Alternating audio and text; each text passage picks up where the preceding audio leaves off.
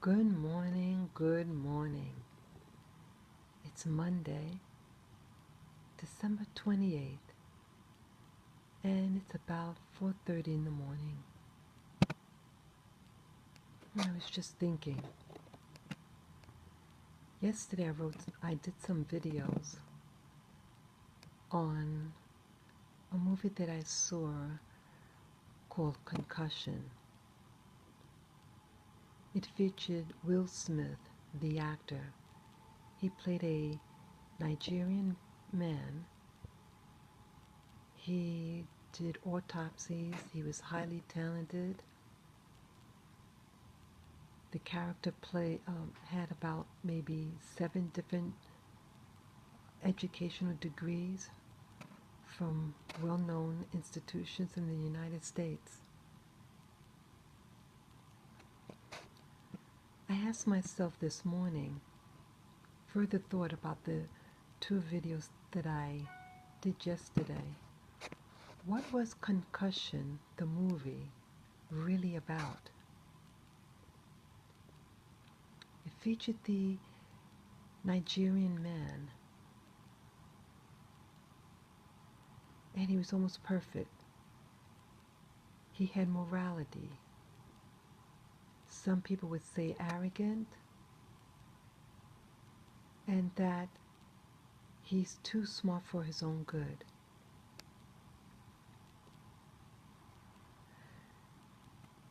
On the surface, it seemed very positive. Why in the movie, even from the very beginning, it overemphasized, like one part of the movie in the beginning, he is an expert witness, and he's telling the jury what his credentials are.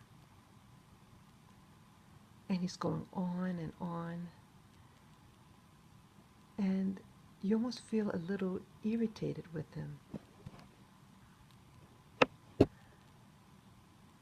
Another scene, they show him doing an autopsy. Before every autopsy, he would have his hand on the person's body, and he would then speak to the corpse and say, okay, tell me what's wrong, what happened to you. We want to discover what killed you. I thought that was very profound.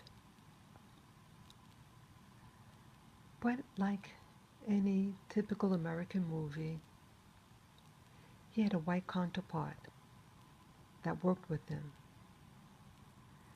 and how all the static about him.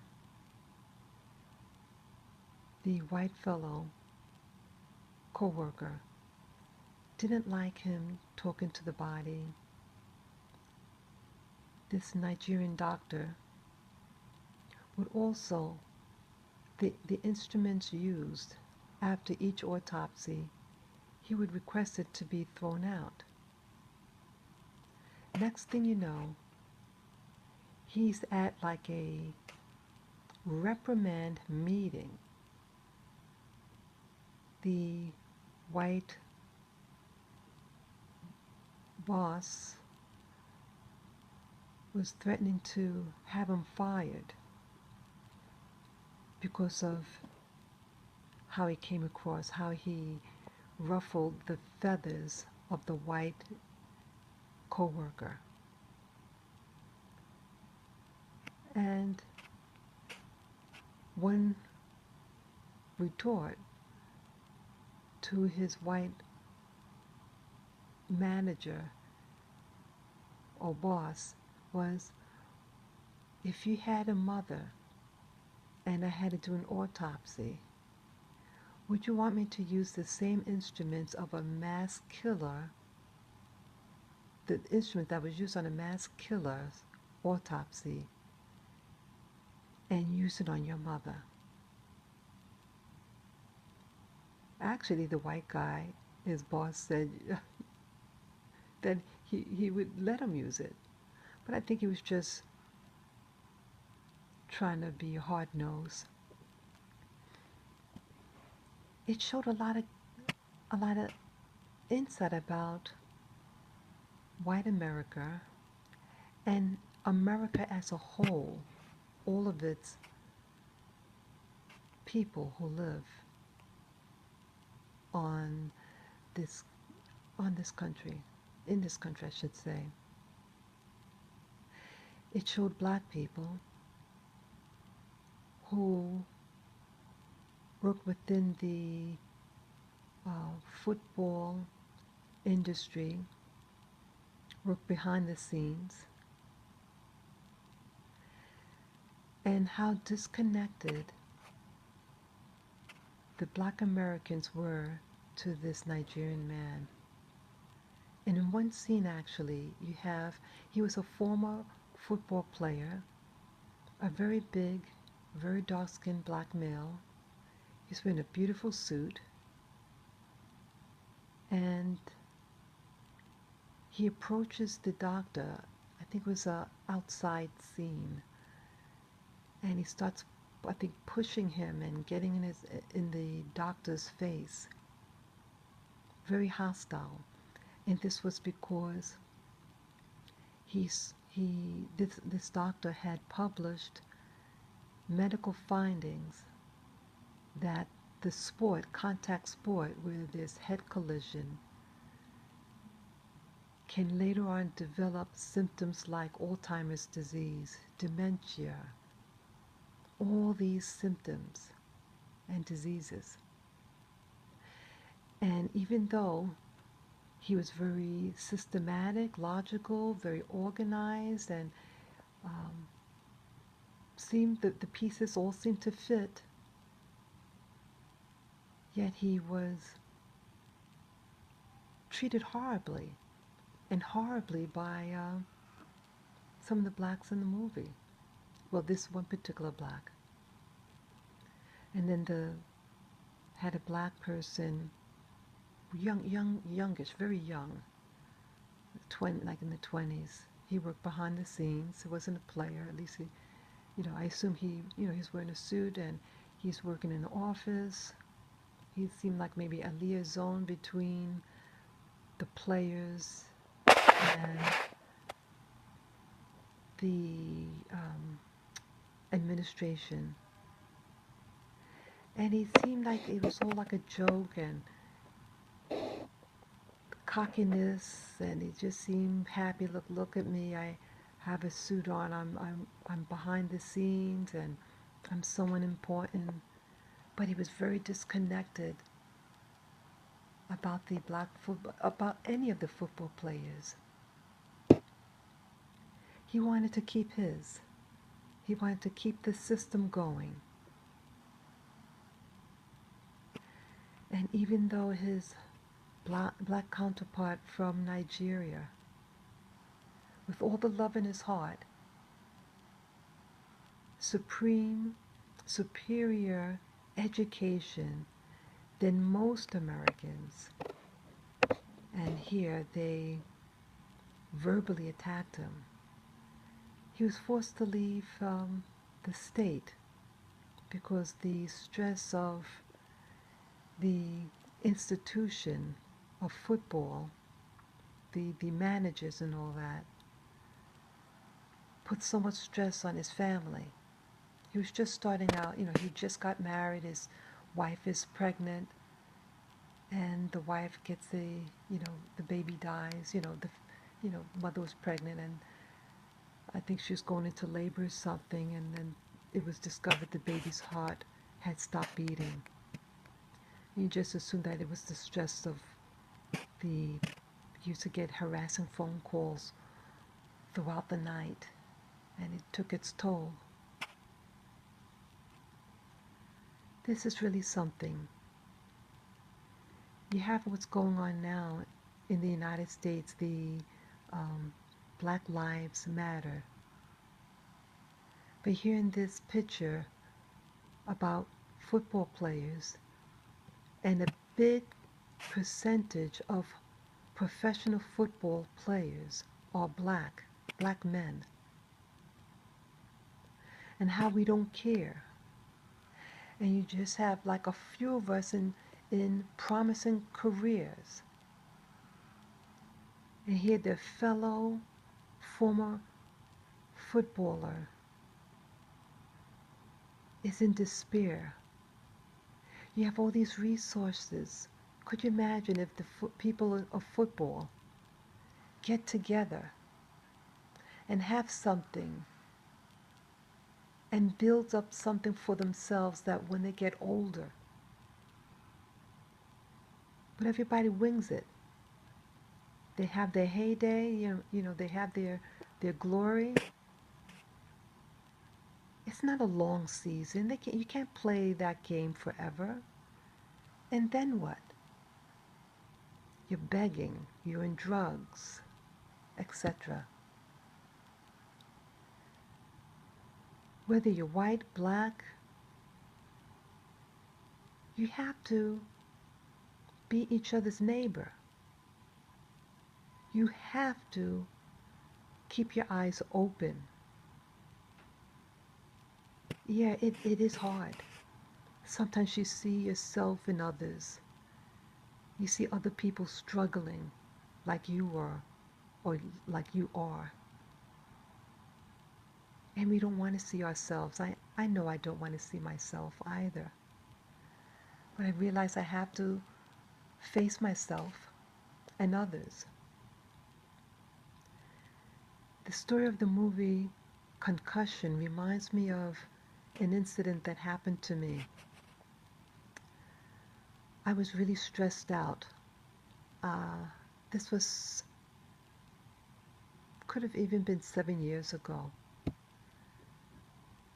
And I went to the doctors. I had woken up in the middle of the night. I think my heart was racing. And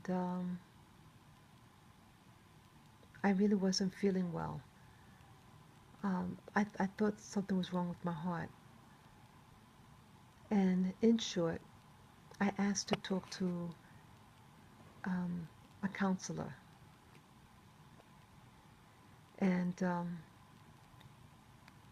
I specified a black person to talk to.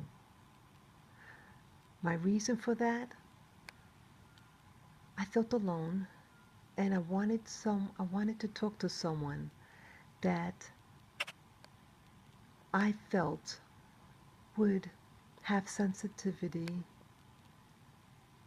to me, because a lot of what was going on was about race and racism and the struggles that certain demographics have in the United States.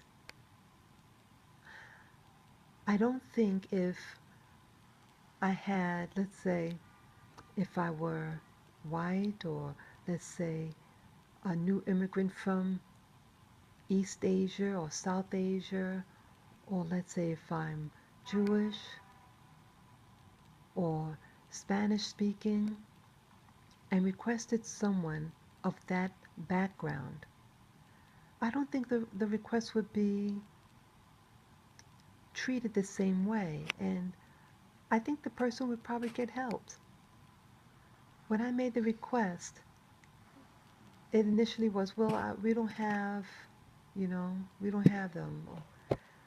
But in this case, I had to say, like, in the triage, the person said, she was a Filipino, and she says to me, look, like off the record, for you to get to see somebody, you have to say, certain key words.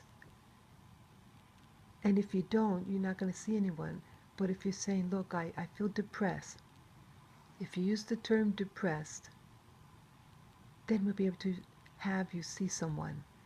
If not, we can't do anything for you. So with that info, and she really was helping, she can only do what she is instructed to do, and I respect that. I eventually got to see this black woman. She was the, what do you call it, psychiatric nurse. She needs psychiatry. She was very cold as ice.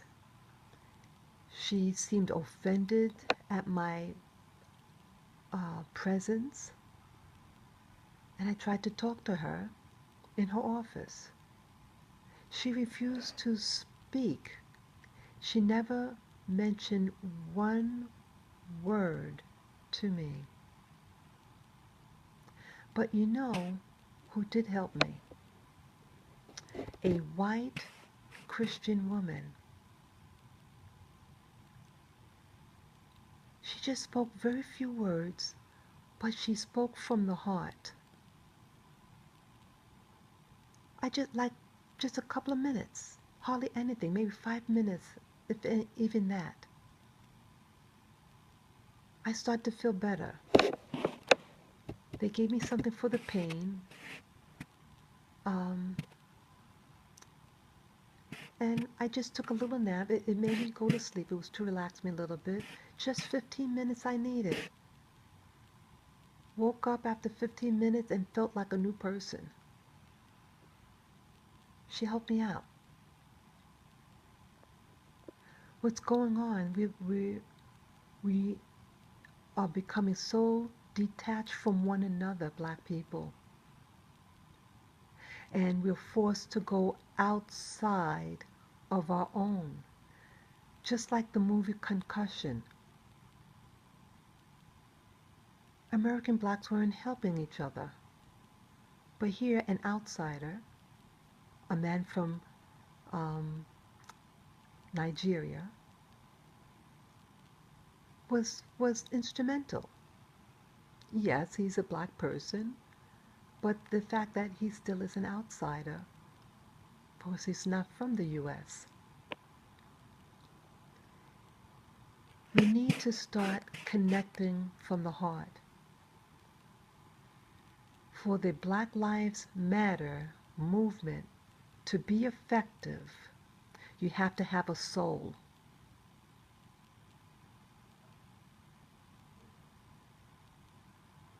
They say that we have soul music, but I greatly see that that is not true anymore. You can't have soul music without soul. It's not how good you can dance, it's what's in your heart. We're being foolish as a people. Let's start tapping into our own heart. You can try to do that through meditation, because your religion or your current spirituality is lacking. You are killing yourself by this detachment. Let us become our real spiritual self and overcome these adversities. But it starts within. Each one of us, regardless of your race, has to tap into our heart and elevate from there. Then, no matter what the enemy throws at you, no matter what darts they throw at you, and just like in the movie Concussion, there were evil men throwing their darts at this Nigerian. He stood his ground. He never changed his ethics, this Nigerian man. And then when it backfires on the system, because the last football player that they mentioned in the movie commits suicide, leaves a note telling the people who find him that he knows that there's something wrong and that that Nigerian man was correct about his findings. And he wanted to donate his brain for research so that the rest of the football players can get help. And when the letter, I guess, got out, all poo-poo broke loose. And the people who were initially throwing the darts, now they were under scrutiny because now they just couldn't hide it. The shame now. First, the shame was put on the Nigerian doctor and the other football players. Shame and disgrace. Those were innocent men who died. The system failed them. And these rich men who were throwing the darts, now it's turned around. So let us get our act together as a human people, one force of love. Let us get it together. I say this in love also. I thank you for listening. Please feel free to comment below, to share my video with friends and family. It's free to subscribe and to please give me the thumbs up. Bye-bye, guys.